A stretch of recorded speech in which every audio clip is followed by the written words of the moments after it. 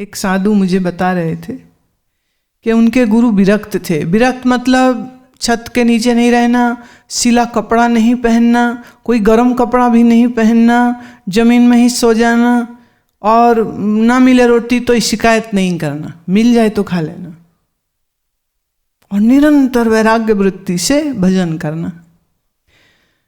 तो ये ऐसे गुरु के हो गए चेले।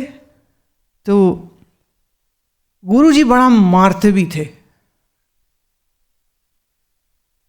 अब मारते क्यों थे? एक तो 4 बजे के बाद सोने नहीं देते थे।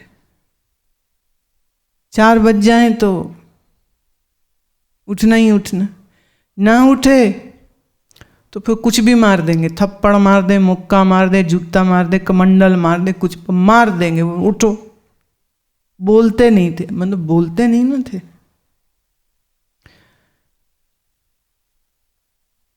कहते मार भी खूब खाई, और पर एक दिन थोड़ा ज्यादा हो गया। ज्यादा ये हो गया कि एक ही दिन में गुरुजी ने 22 बार थप्पड़ मार दिया,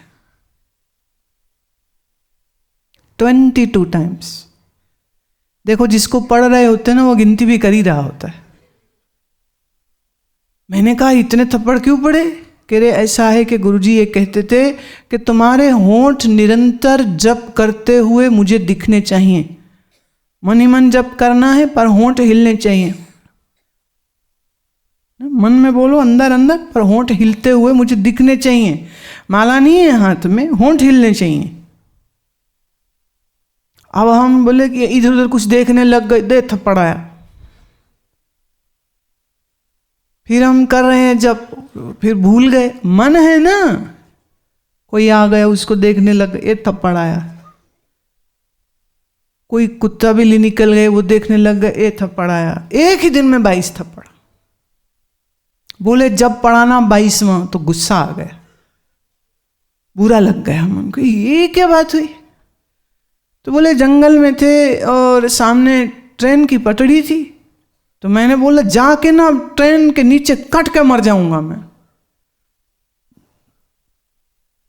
अब आप सोचेंगे कि गुरुजी ने समझाया होगा, प्यार से कहा होगा। जी नहीं, गुरुजी ने कमंडल दे के मारा उनको। क्यों? कहते तू क्या समझता है फकीरी इतनी आसान है? तू गलती पे गलती करे और मैं बैठ के हाथ जोड़ूंगा तुझको? देखिए आजकल के चेले तो यही कहते हैं कि गुरुजी कहो कुछ मत, हाथ जोड़िए हमको। हम गलत काम करें तो भी हमें कहिए मत कुछ। कहोगे तो हम नाराज हो जाएंगे, कहोगे तो हम भाग जाएंगे, चिट्ठी लिख जाएंगे हम जा रहे हैं। और कोई चिट्ठी भी नहीं लिखते, ऐसे ही भाग जाते। तो हम सोचते रहते कहाँ गया, क्यों गया, किस लिए गया? तो ये हमारी भी ना समझी, गया तो गया। लेकिन ये विरक्त गुरु बोले कमंडल उठा के ना ऐसे उन्होंने, तो बोले मैं जब मुझे लगे ना मारने, तो मैंने कमंडल भी पकड़ लिया, मैंने बचा भी लिया अपने आप को कि कमंडल न टूट जाए कहीं। उसी में तो जल भरते, जंगल में बैठे, कमंडल फूट गया, मार लो भाई, थप्पड़ मार लो, कमंडल काहे तोड़ते हो? तो बोले गुरुजी का कमंडल हमने रोक दिया। तो फिर वो बहुत जोर से गरजे, बड़ी जोर से डांटे, तू फकीर बनने आया है, तू साधु बनने आया है, इतने में घबरा गया। और जो गुरु के सामने बेहोशी न तोड़ सकेगा, उसको दुनिया तोड़ देगी। जो गुरु के सन्मुख बैठ के भजन ना कर पाया, वो दूर जाके कैसे भजन करेगा? वो रुपया पैसा चढ़ेगा, लोग पांव छुएंगे, साधु हो जाओ ना, ये तो फ्री में हो जाता काम। जरा सा आंख बंद करके लंबी दाढ़ी रख लो, लंबा चोला रख लो। अब औरतों की थोड़ी दिक्कत है, अब दाढ़ी कहाँ से बढ़ाएं वो? इसलिए कई बोलते हैं औरतें तो साधु हो ही नहीं सकती। अब कैसे हूं मैं, दाढ़ी है नहीं, अब बिना दाढ़ी का साधु कैसा? तो दूसरा उपाय देती हूं, उस मुंडी तो हो जाए, मैं माने मुड़ा ले, मैं मुंड अपना चंदन तिलक लगा लें, चोला पहन, देखिए कोई ना कोई पैर छूने वाला आ ही जाएगा, रोटी खिलाने वाला आ ही जाएगा, चाय पिलाने वाला आ ही जाएगा, कोई कहेगा अच्छा महाराज ठंड है, शाल ले लो, कोई स्वेटर दे जाएगा, कोई कह लो आपके लिए घर बना देते, कोई आपको गाड़ी भी दे जाएगा, आप बनो तो सही बाबा जी, फट सब कुछ आ जाता है। और कोई तो फिर बनते ही इसलिए माल जल्दी आता है। एक साधु कह रहा था, बोले अगर हम साधु न बनते ना तो हमें कोई न पूछता। किसी दफ्तर में वो चपड़ासी थे, बोले अब जब से साधु बने ना, हमारा साहब कहीं आ जाए आश्रम तो वो भी पांव छूता मेरे। बोले इसमें भी बड़ा मान लग रहा है, देखिए कि साधु नहीं बनता कौन पूछता। अब साधु हूं तो बड़े बड़े सेठ, गाड़ी वाले, उद्योगपति वो भी आके पांव छूते, महाराज महाराज महाराज कहते।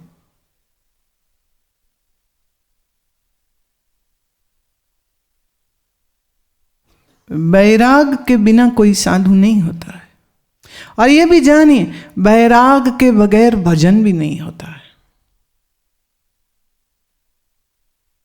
एक आदमी बड़ा मस्त नाई का काम करता था। राजा का ऐसे ही एक दिन ध्यान गया कि मैंने जब देखा इसको हंसते मुस्कुराते, आता है चंपी करता है, सिर की बाल काटता है, दाढ़ी बनाता है, हमेशा खुश। तो जब वो दाढ़ी बना करके नाई निकला तो अपने वजीर से कहता है कि मैं ना दिल की बात कह रहा हूं, इस नाई से मुझे बड़ी ईर्ष्या हो रही। बोले आपको नाई से, बाल बनाने वाले से आपको ईर्ष्या? आप राजा हो, व्हाट आर यू सेइंग? कह रहे राजा होने का क्या फायदा, इतनी मुसीबत, कहीं ये मुसीबत कहीं वो मुसीबत, कभी राजनैतिक, कभी शत्रु का आक्रमण, कभी अकाल, कभी ये कभी वो, कांटों का ताज है ये तो। और इसे देखो, सालों से इसे देखता हूं, ऐसे ही खुश, ऐसा ही मस्त, ऐसा ही हंसता आता है। वजीर कहता हुजूर चिंता मत करिए, इसकी हंसी जल्दी बंद हो जाएगी। मतलब अरे नुकसान नहीं देना उसको। बोले ना ना ना नुकसान नहीं करूंगा, पर आप देखो तो। और कोई 3-4 दिन के बाद नाई जब आया दाढ़ी बनाने राजा साहब की, तो उसका मुंह लटका हुआ था। राजा को बड़ी उत्सुकता हुई। बोले क्या हुआ? फाइनली पूछ सका ना, क्या हुआ? हम तो डूबे सनम, तुमको भी ले डूबेंगे, एटीट्यूड होता लोगों का। हम खुश रहे न रहे, तुम नहीं खुश रहने चाहिए। क्या हुआ?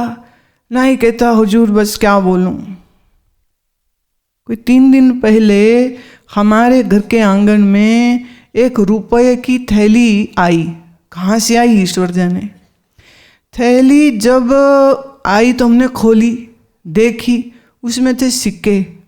सिक्के गिने, वो थे 99 सिक्के थे। तो लगा अरे भगवान दे ही रहे तो 100 ही दे देते, ये एक काहे रख लिया उन्होंने। तो मैं और मेरी पत्नी ने सोचा कि देखो अगर हम एक समय का खाना ना खाएं तो पैसे बच जाएंगे। तो आज 2 दिन हो गए हमने खाना ही नहीं खाया। पुराना जमाना है भाई, जब 100 रुपया भी लाख के बराबर था। अब वो 1 रुपया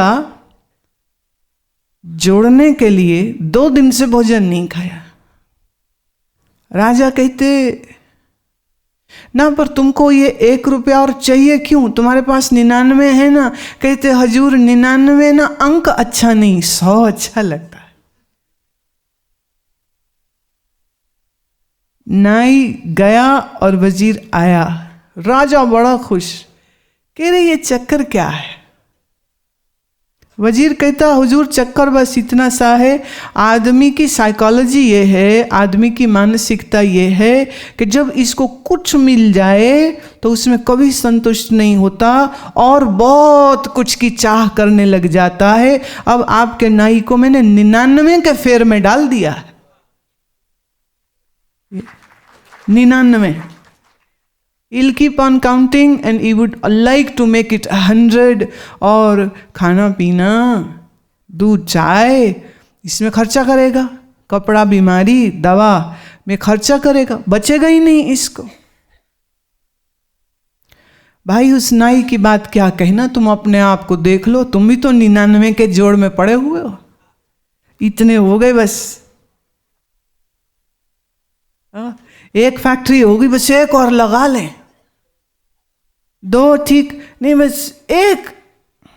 वो जो इक्विटी शेयर खरीदे ना, बस एक बार वो मैच्योर हो जाए ना, अच्छा पैसा मिल जाए ना, शेयर मार्केट से उठा, अच्छा जब उठा लेते हैं तो फिर दोबारा री इन्वेस्ट कर देते। तो 99 के फेर में सारा संसार है।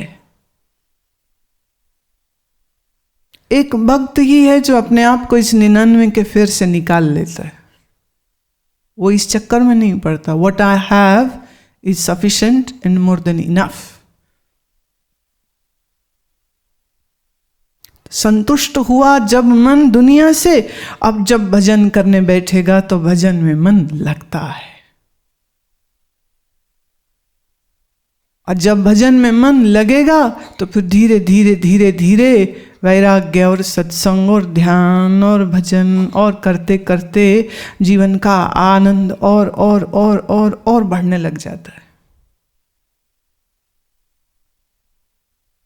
तो एक है बेहोशी जिसमें संसार जी रहा है 99 के फेर में, और फिर साधक बनाता है अपनी होश,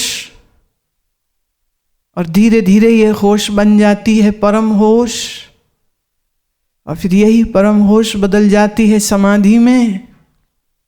अब समाधि से जब वो बाहर आता है, वापिस अब बेहोश कभी नहीं होगा। वो जो होश का नशा जागृत अवस्था में भी बना रहता है, उसी को कहते खुमारी।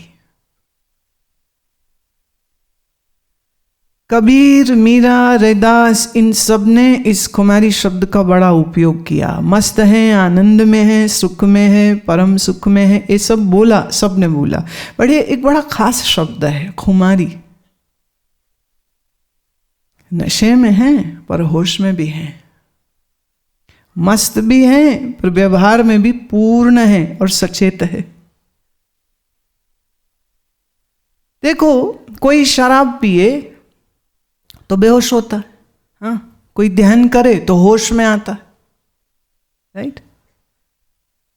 अब शराबी की बेहोशी ले लो और ध्यानी की होश ले लो, इस होश और इस बेहोशी को जब जोड़ दिया जाता है तो वो खुमारी बन जाता है। Intoxicated but so aware, so alert, so conscious. Meera कहती है, लगी मोहे राम खुमारी, रिमझिम बरसे मेर, मेर बरस रहा है, भीजे तन सारी, मेरा तन भीग रहा है। रिमझिम बरसे मेहड़ा, मेह मेघ बादल, उसी का राजस्थानी शब्द मेहड़ा। ये मेघ बरस रहा है, मेरा तन भीग गया है। चहुदिसी दम के दामिनी, ये बाहर की बिजली लाइटनिंग की बात नहीं कर रही है मीरा, ये अंदर की बात कर रही, ध्यान अवस्था की बात कर रही। मीरा अब ध्यानी हो गई है ना, भक्त से वो ध्यानी हो गई है, तो ध्यान की अनुभूतियों को वो अपने पदों में कह रही है कि मेरे भीतर दामिनी गरज रही है। दामिनी मतलब बिजली का चमकना, lightning. The lightning is happening inside me. गरजे घन भारी, भारा जोर से आनंद बरस रहा है। कभी मालूम नहीं मुझे तुमने कभी ऐसा अनुभव किया है या नहीं, लेकिन कभी कुछ बात ऐसी हो जाती है प्रेम में, संगीत में, कि ऐसा लगता है जैसे दिल में धा पड़ गई हो, कि कुछ देर को सांस ही रुक जाता है, कि आंसू बहने लग जाते। अब वो किसी दुख में नहीं है आंसू, दुख नहीं है। अच्छा दुख नहीं है तो क्या बोले सुख है? नहीं, वो सुख भी नहीं है, क्योंकि जो सुख है वो दुख में बदलता है, जो दुख है वो सुख में बदल जाता है। जो कभी नहीं बदलता है उसी को हम आनंद कहते हैं। आनंद बहुत अलग है। भजन कीर्तन सुना, सुख आया, बदल जाता है ना। अब यहाँ हो, सुन रहे हो, सुख में हो, यहाँ से जाओगे घर, ट्रैवलिंग करोगे, घरों को पहुँचोगे, घर जाते ये खराब हो गया, वो ठीक हो गया, पप्पू बीमार हो गया, उसके पेचिश होगी, उसके बुखार हो गया, नौकर भाग गया, ये हो गया, वो हो गया।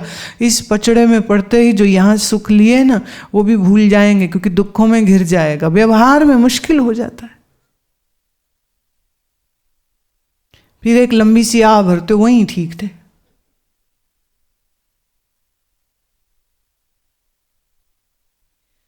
और अगर कहीं आपके घर वाले आपसे हुए गुस्से तो उन्होंने कहना फिर वहीं रहना था, वापस क्यों आए हो? उन्हें भी पता है ना, ऐसा बोलेंगे तो दुखी होएंगे। देखिए अपने ही दुख देते हैं, जानबूझ के ऐसी बात कहते जिससे आपको कष्ट होए। यूं तो ये अपने हैं अमीर, पर खंजर खूब कलेजे में भोंकते हैं।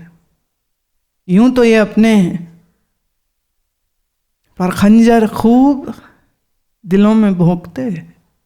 तो अपने ही तो मारते हैं, गैरों को क्या फुर्सत कि तुम्हें पलट के देखे भी। Those who don't know you, they don't give you any pain. Those who know you, only they give you pain. So if you wish to be away from pain, don't make anybody yours. अपने खंजर खोपेंगे, दुख देंगे, नहीं नहीं नहीं दुख नहीं चाहिए, दुख नहीं चाहिए। इसका एक ही उपाय है, किसी को अपना बनाओ मत। ये मेरा है, ये मेरा है, ये मेरा। देखिए जब मैं अपने आप को किसी से जोड़ दूं तो मालूम क्या होता है? ये होता है मेरे दुख से तो मैं दुखी होऊंगा, अब जो उसको दुख होगा ना मैं उसके दुख से भी दुखी होऊंगा। दुख बढ़ा कि कम हो गया? 2 दूनी 4, 2 तिया 6, ऐसे होता है। पहले होता है छड़ा, अकेला, एक के दुख, फिर आगी घरवाली, अपना भी दुख, और फिर आगे 2 बच्चे, अब अपने 2 के दुख और उनके 2 के दुख हो गए। इधर अपने माँ बाप भी रोवे, उधर उसके माँ बाप ताने मारे, हो गए। इधर हमारे भाई बहन लड़े, उसके दुल्हन के भाई बहन लड़े, कितने हो गए? और बनाओ वो मेरा।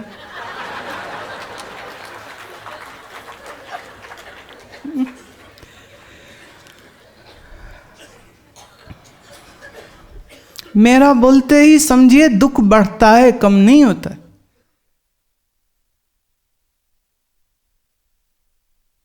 पंजाबी में कहावत है, ना कोई तीत ना कोई काका, ना कोई फिक्र ते ना कोई फाका। तुम जोड़ते रहोगे उनके लिए, जोड़ते रहोगे उनके लिए, और वो ऐसे मरदूद हैं, बड़े होके कहेंगे ना किया क्या हमारे लिए तुमने। बच्चे बाप को बोलते हैं ये तुमसे अच्छा तो मैं अपने चाचे के पैदा हो जाता, वो ज्यादा स्मार्ट है, तो बेवकूफ है। जिनके कान मरोड़े होते ना तुमने कि बेअकल बच्चा, नालायक, बेवकूफ लड़का मेरा, वो बड़ा होकर के बाप को नालायक सिद्ध कर देता है। मैं देखती हूं ये। और फिर 60 का 55-60 का हो चुका बाप, कोई ऑप्शन नहीं रह जाती, फिर अपने जवान बेटे की गालियां सुनता है। अच्छा बेटे ब्याहे ना, तो फिर बेटे की जो पत्नी आती है फिर कोरस में गालियां आती हैं। कोरस समझते हो ना? पहले मोनो गालियां होती हैं, फिर स्टीरियो हो जाती। वो अकेला बोल रहा था तो शायद चुप भी कर जाता, वो जो साथ आ जाती ना उसकी शेरनी, वो नहीं कुछ बोलेगी, आग लगाएगी उसको, चल न जावे तो गाली देती है, तो मम्मी मम्मी करियो, हिम्मत ना रखना, पुरुष ना बनना, स्पाइनलेस मैन। और फिर ये एड़े टेढ़े ठिंगड़े को भी ना जवानी आ जाती है। फिर अभी बताता हूँ बापू को जाके मैं। बाप भी सोचता है कभी मेरे सामने इसने आंख नहीं ऊंची करी थी, कैसे बकवास कर रहा है ये।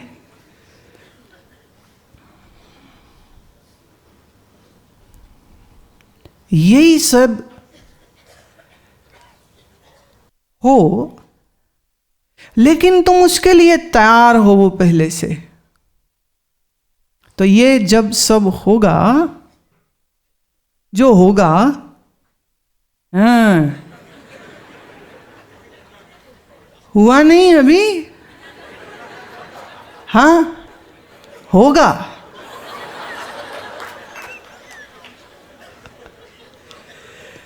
हाँ, ऐसा कोई है ही नहीं जिसके साथ ना हो। ये होगा, और जब होगा तब हमारी बड़ी याद आएगी तुमको।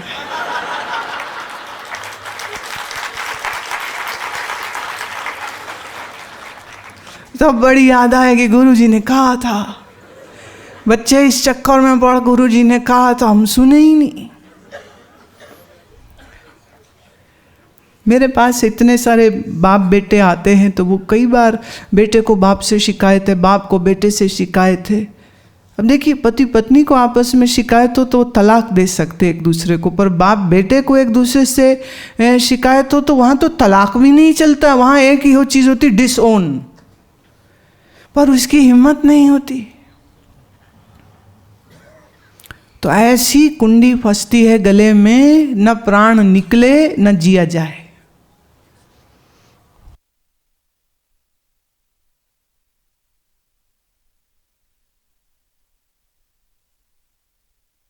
मैं स्कूल टाइम में, मुझे एक गाना याद आता है, स्कूल टाइम में मेरे एक क्लासमेट ने ये गाना गाया था, जिसे होता ना, नहीं उसकी नहीं जरूरत है तानपुरा नहीं चाहिए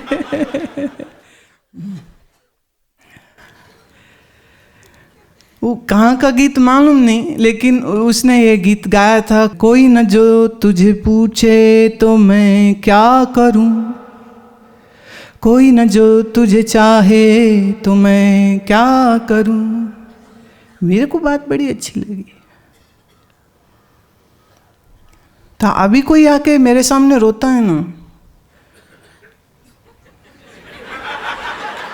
तो मैं क्या करूं, तो मैं क्या करूं। सिंपल। पर ये है ना कि हम सामने सामने कुछ नहीं बोलते, सामने बोलेंगे तो लोग बड़े दुखी होते। बताओ जी, एक तो हम अपना दुखड़ा सुना रहे, ऊपर से कह रहे मैं क्या करूं।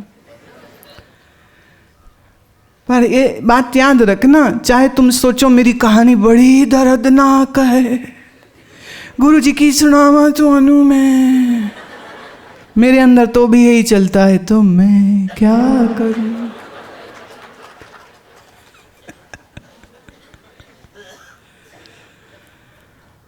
ये इस गीत के ऊपर काम करना पड़ेगा मेरे को। I'll do it, I'll do it, है ना। इसका पूरा लिरिक्स लिखेंगे इसको।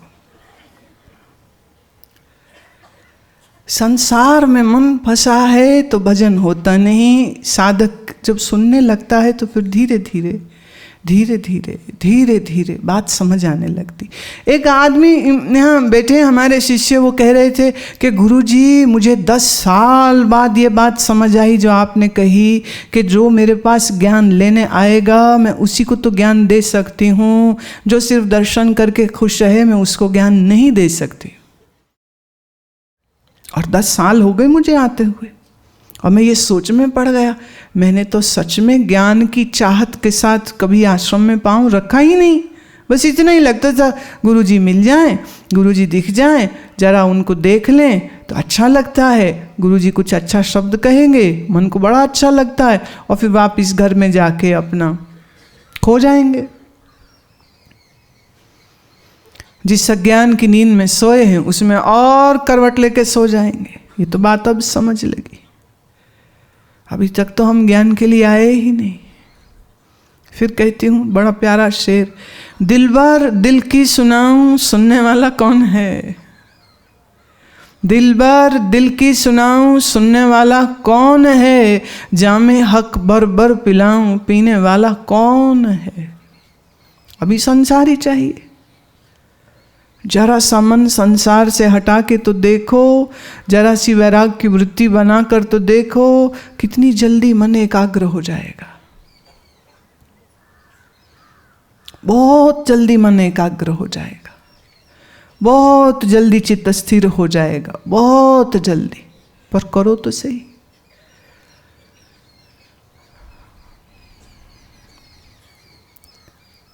बाहर संसार जो देखा, जिस मन ने दिखाया, जिस दृष्टा ने देखा, दृष्टा की दृष्टि का लोप कभी नहीं होता। या तो वो बाहर दृश्य देखेगा या अपने आप को देखेगा। अभी आप सिर्फ बाहर देखते हो, इसलिए अपना आप दिखता नहीं है। जिस दिन अपना आप दिखने लग जाएगा, उस दिन स्पष्ट हो जाएगा कि आप में और राम में कोई भेद नहीं है। सतगुर भेद बताया खोली भरम किवाड़ी। किवाड़ी माने खिड़की, भरम मतलब evolution, ignorance. My Guru has opened the window of my ignorance. My Master has opened my eyes. और अब सब घट दिसे आत्मा, अब मेरा आत्म स्वरूप मुझे सब में दिख रहा है। मेरा ही आत्म स्वरूप। अब मेरा आत्म स्वरूप सिर्फ यही नहीं, जब हम मेरा आत्म स्वरूप कह रहे हैं तो ये लिंग्विस्टिकली ठीक नहीं है वर्ड, क्योंकि मैं ही तो हूं आत्म स्वरूप। तो श्री कृष्ण ने ज्यादा स्पष्ट रूप से कहा, मैं ही सर्व में हूं। ये नहीं कह रहे मेरा आत्मा सर्व में है, वो कह रहे मैं ही सर्व में हूं।